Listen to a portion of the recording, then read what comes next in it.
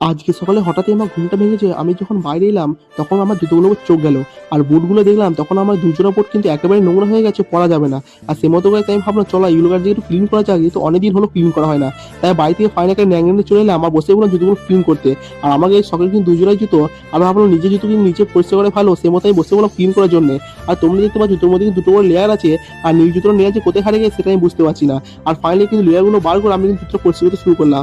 আর guys ইদানিং কিন্তু আমার সাদা জুতোগুলো একটু বেশি ইউজ হচ্ছে। যেহেতু যখন শীতকালের দিন আমি একটু জগিং করতে যাচ্ছি, সেই জন্য আমার সাদা জুতোগুলো একটু বেশি নোংরা হচ্ছে। আর সাদাগুলো কিন্তু পরিষ্কার করার পর আমি নীলগুলো পরিষ্কার করতে শুরু করে দিই। আর সাদার মধ্যে যে লেয়ারগুলো ছিল সেগুলো তো দেখতে পাচ্ছ প্রচুর পরিমাণে কালো হয়ে গেছে। আর নীলেগুলো হারিয়ে গেছে। নীলের জন্য আমাকে ২ টো লেয়ার এক্সট্রা আবার কিনতে হবে। আর ফাইনালি সেগুলো পরিষ্কার করা হয়ে গেলে আমি কিন্তু লেয়ারগুলো পরিষ্কার করতে শুরু করে দিই। আর ফাইনালি লেয়ারগুলো পরিষ্কার হয়ে গেলে সেগুলো আমি কিন্তু লাগাতেও শুরু করে দিই। আর নীলের জন্য যে লেয়ারটা কিনতে যাবো তখন তোমরা ভিডিও চাইলে অবশ্যই বলবে, আমি কিন্তু অবশ্যই তোমাদের জন্য ভিডিও আনবো। আর ফাইনালি কিন্তু পরিষ্কার করা হয়ে গেলে এই যে দেখতে পাচ্ছ আগের থেকে কত পরিবর্তন হয়েছে। তোমরা কিন্তু অবশ্যই জানাবে জুতোগুলো কিরকম লাগছে আর এখন পরা যাবে কি যাবে না।